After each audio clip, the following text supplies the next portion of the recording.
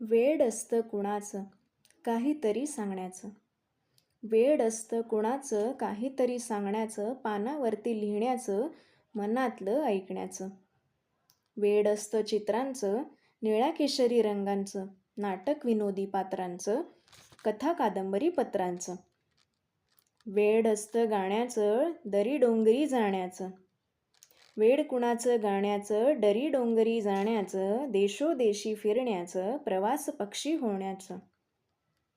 वेड कुणाचं घुंगराचं, वेड कुणाचं घुंगराचं, ठेका आणि ठुमक्यांचं.